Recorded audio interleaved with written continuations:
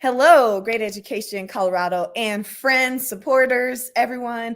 It is Tuesday. I don't know about you, but maybe you're making tacos for Taco Tuesday, or maybe you're just eating some meal you made at home. I don't know. But what I do know is Great Education Colorado has a ton to talk about today and encourage you while we're in the crux of the school year is, the light at the end of the tunnel for teachers. We just celebrate y'all, and we have so many good things coming to talk about in education. Hope is on the horizon. I should trademark that. Hope is on the horizon, man, for education. I know personally, being an educator this time of the year can feel really slow, and you get kind of low sometimes, but good thing Teacher Appreciation is next week. And I'm going to bring Cody O up here to talk about the hope on the horizon for education in general and in specifically Colorado. Come on, Cody. Hello. I'm back. Thanks for having me. Hey, yes. And, we're already we're the last week of April. Can you believe it? April 2022, and we've been doing this Facebook Live thing for a few months now, and it's so effective to get the information out to community, the state, and just represent for our organization, Great Education Colorado, but also represent for those who support an education for students throughout the state. So, what's new in your world, Cody? Well, we are making a big transition in the ballot measure that we've been talking about for the last almost a year. We've been having these conversations for a really long time with our partners around how do we try to show support for our teachers, for our school support staff, all of the adults who have been showing in and day out as essential workers, showing up for our students and for our families, really trying to create that continuity and supportive education environment for all of our kids. And we have landed on an initiative that we are really excited about. And so for folks who have been following along, you may know already a little bit about Initiative 63. But if you're tuning in for the first time, I want to share a little bit about what is this big idea and what is next. And so I'm going to pop up some visuals for folks if you're a visual learner like me. And so what's the big idea behind Initiative 63? Without raising taxes, without changing tax rates, we can put nearly $900 million into P12 public schools if we ask the voters this fall. And so what does that look like on just a little bit of a deeper level? Initiative 63 would provide additional ongoing funding for P12 public schools, and we're doing this without changing taxes, without changing tax rates. What we want to ask the voters to do is dedicate part of our state's income tax, a third of 1% of taxable income, to something called the State Education Fund. The State Education Fund is a protected fund that's not subject to TABOR, and those dollars are used to support our P12 public schools across the state. And so what we're asking voters for is for the ability to dedicate these funds to the state ed fund every year. So in some years where there are rebates, we're asking voters to retain some or of those rebates to be able to spend on K-12 public schools, all for the purposes of better attracting, retaining, and compensating teachers and student support professionals. Again, those folks who we want to hear that we see you, we hear everything and appreciate everything you've been doing, and we want there to be help on the way. These dollars are also meant to supplement current education spending, so add to what we already spend, not supplant or replace. And so we hope that by bringing this idea to the voters, that we will be able to add ongoing significant resources for our students and for our educators so that we can better support those folks who we know need to be able to make a livable wage to live in the communities where they teach and where they serve. And so we're really excited to have landed at this point where Initiative 63 is ready for us to gather signatures. And that's what we're getting ready to do. We just got our first 1,000 petitions and we are getting ready to go. So I'll pause right there and see, Annalise, do you have any questions? Do you think there are any questions that folks in our audience or that are listening in might have? What do you think? I have a ton of things going through my mind right now. First off, how do I get involved? Like, whoa, man, what? Yes, what can I do? You're taking my money, I get it, but it needs to go somewhere that is important to me. I get it, and so how can I get involved? What's one way I can get involved?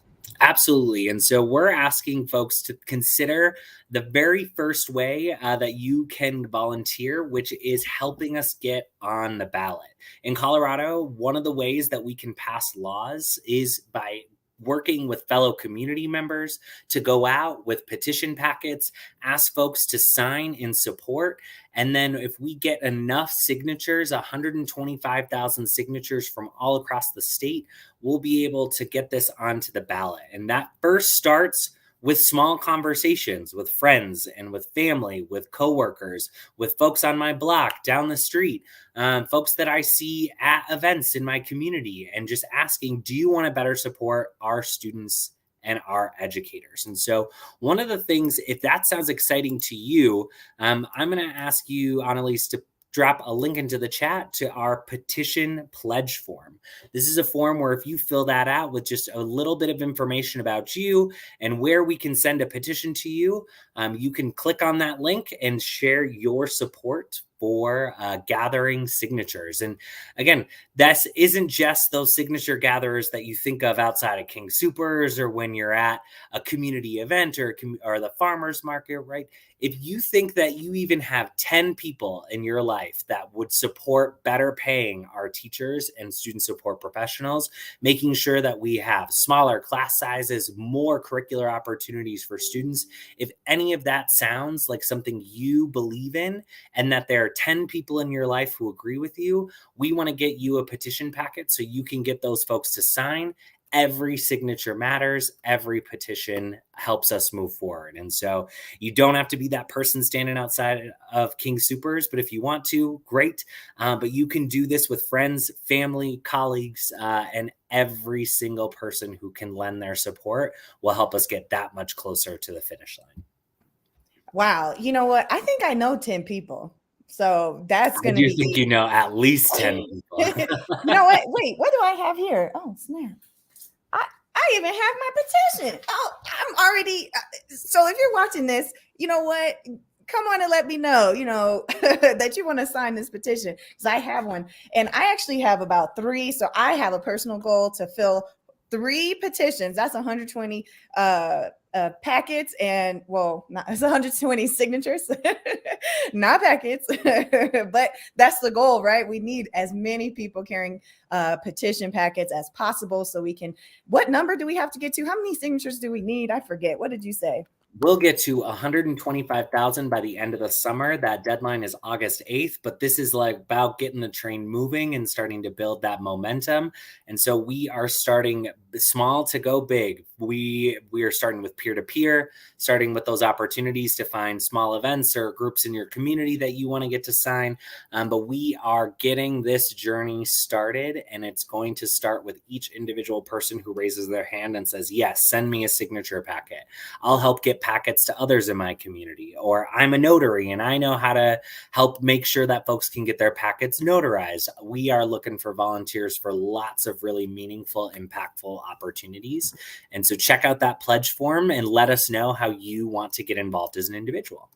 So many ways to volunteer. You mentioned notary, you mentioned carry the petition, sign it, get others to carry the petition as well. I have some friends in Reunion that I met. They're at 4-day school weeks, and it's been a unique experience for them, but it's really the only way to attract educators in those rural areas as in other districts that are missing important funding and vital funding.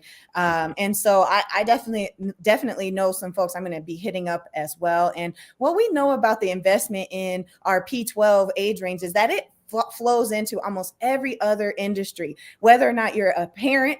So, hey, if your schools are at 4-day school weeks, you're at home one of those days with your children. So you need, it just impacts you, right? And then looking into post 12th grade, those kids, we need them ready for career or college and trade, and that requires the investment up front. They have to master those basic skills. Everyone has their idea of what the curriculum should look like or XYZ, but if the students are not ready for the real world, we're in trouble. So we Right. really have to show this investment. And just another fact that I couldn't bypass. We just have to recognize that Colorado is 50th in teacher wage competitiveness. This is a problem, folks. We're not bringing talent over here. People love the mountains, but they'll peace out after the ski season, right? And so we want folks to be inclined to stay and invest in this state, but also to encourage future teachers that, hey, this profession is respected and it's worthwhile, and you can have a livable experience. You can live in Colorado as a teacher. And so it's just sad. And we were both educators, and a number of our staff and colleagues are in education still.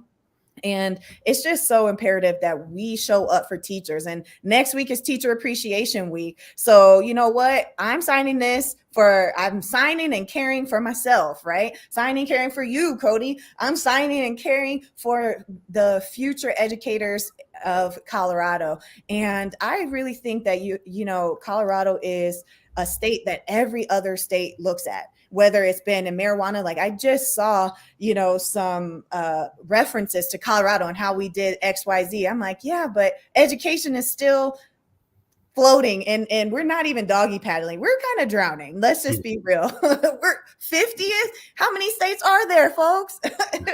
Don't say 52. Right. I mean, public schools, they're the cornerstone of our democracy. They're the pillar for thriving communities. It's where we prepare a talented workforce. It's where we drive our economic success. When we better fund our public schools, we all win, and we need to make sure that that funding is adequate and equitable across the entire state. And newsflash, spoiler alert, whatever you want to say. I mean, district budgets, school budgets are anywhere between 80 and 90% about the people who work in our schools. Great teachers, great support staff are the foundation of a great education. It's their efforts that help to support Colorado students. But unfortunately, here in Colorado, with our teachers and staff being the least competitively paid in the country, our staff are underpaid, overworked, and we need to provide better support for them. So, and just the message again is we want our educators to know that we see them, we appreciate them, and that help is on the way, because we've fallen $2,000 behind the national average in what we spend on our schools. We're we're over $500 million in the hole just this year, and the amount of money that's missing from the school finance formula because of the budget stabilization factor, or the borrowing from students factor, as we like to call it. And that $10 billion debt from over the last 13 years is going to continue to be one of the reasons why our wages are stagnant. We can't increase teacher salaries, and our staff continue to do the hard work of supporting our students and families without the pay that they deserve. And so because of that combination of a really hot economy and formulas in our Constitution, we have over $2 billion in Tabor surplus that, if left untouched, is just going to go back instead of being an opportunity for us to take some of that money, less than half of it, and dedicate that to our students. And folks might be, I know, right?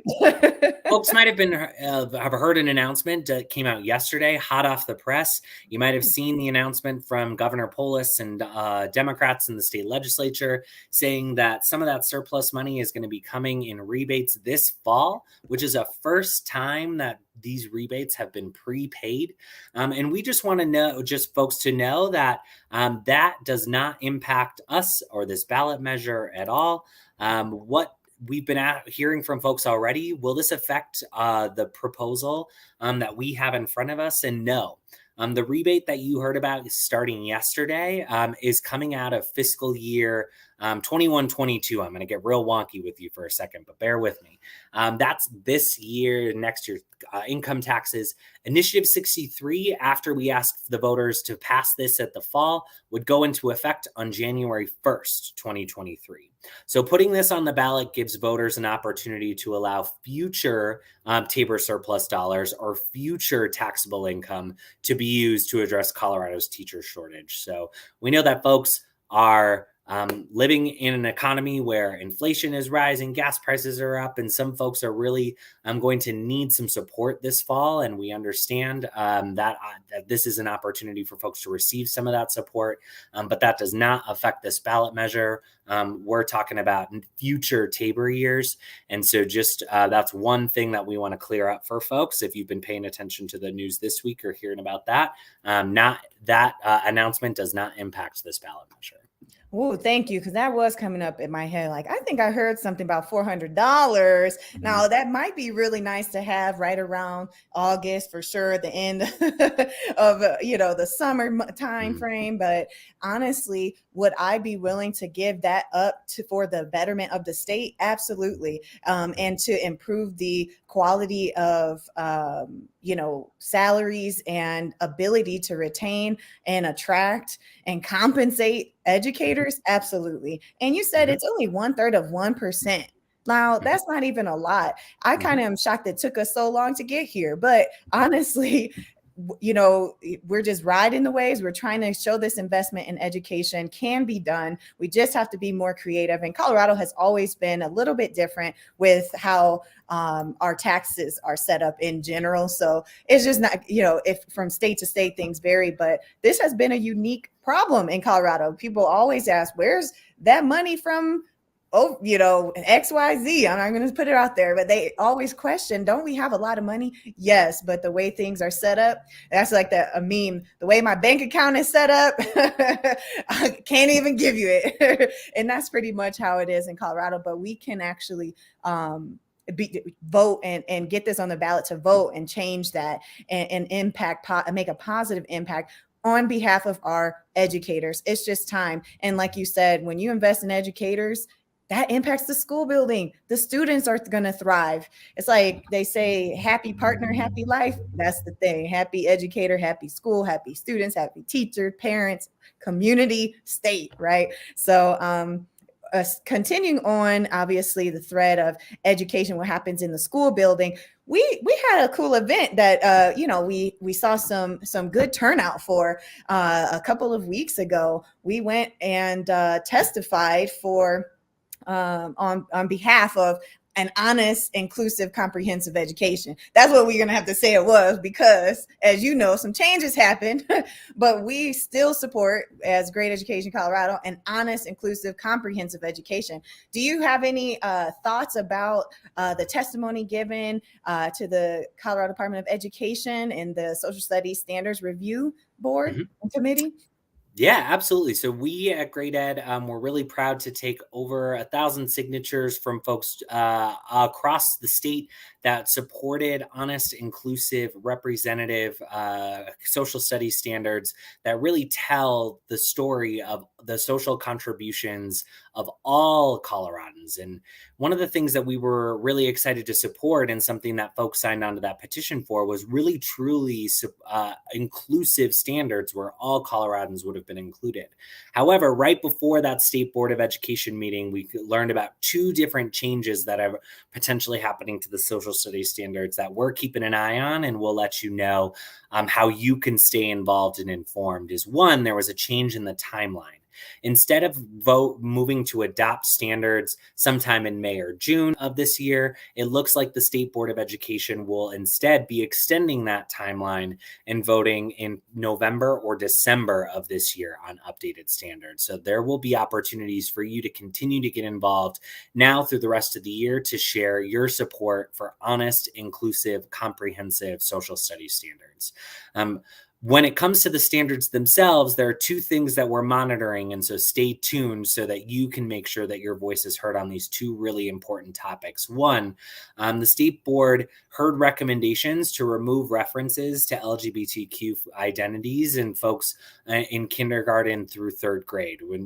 In kindergarten through third grade, folks, so our students are learning about family and community and our state's history.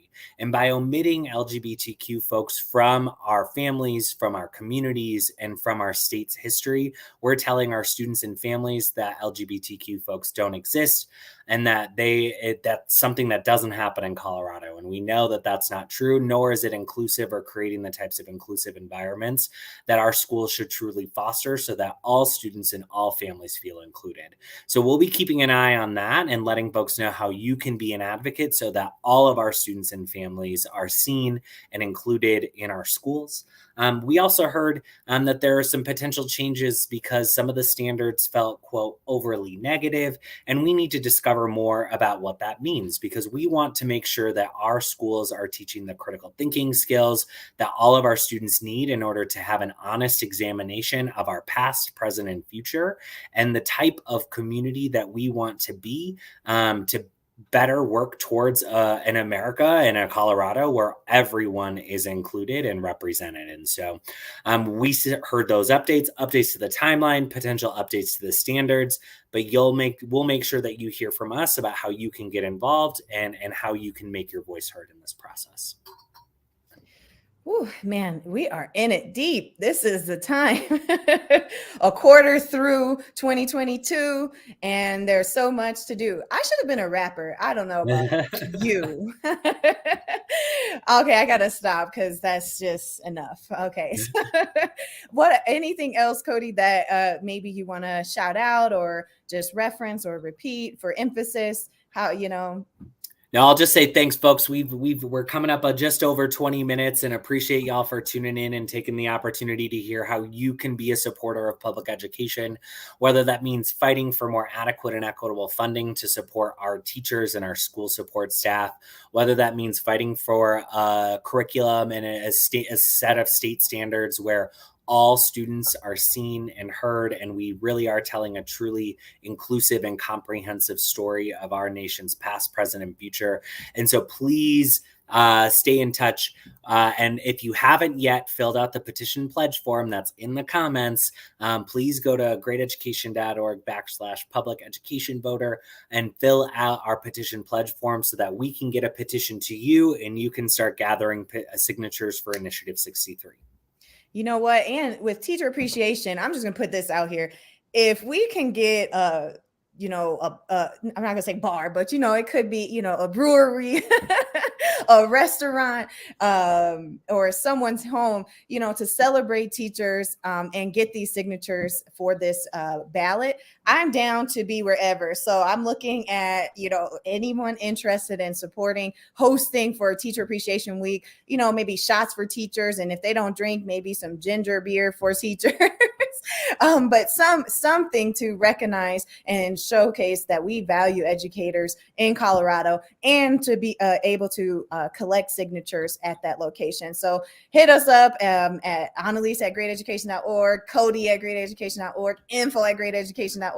Just let us know, or even on our Facebook page, that if you have a favorite location, a restaurant that you can tell them, hey, we need to support this initiative. Let's celebrate teachers and get these signatures. Let's have a party and celebrate and get these signatures. So looking forward to seeing how everyone celebrates Teacher Appreciation Week and going beyond massages and or tumblers and a free lunch. Let's get something that is sustainable for a lifestyle in Colorado to attract, retain, and compensate educators appropriately, and so we can move from 50th to be number one. Why? Who wouldn't want to be number one? Come on, let's be number one. So anyway, thanks again. We're coming Cody. for you, Wyoming. We're coming for you. Wyoming. And right. Wyoming, really? Come on, Colorado. No shade to Wyoming because they're our neighbors, but we can do better. And they haven't even passed marijuana laws. We're not even going to get into that. So with that, I bid everyone adieu. Happy Tuesday. And again, just look in the chat and click the public education voter link to sign up and pledge. Okay. Take care.